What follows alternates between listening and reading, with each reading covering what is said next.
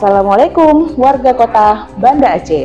Perlu kami sampaikan dan kami informasikan, sehubungan dengan libur Hari Raya Idul Adha 1445 Hijriah dan cuti bersama, maka layanan kami pada hari Senin dan Selasa tanggal 17 dan 18 Juni 2024 ditutup dan akan kami buka kembali pada hari Rabu tanggal 19 Juni 2024. Terima kasih. Selamat berlebaran Sobat Peradilan.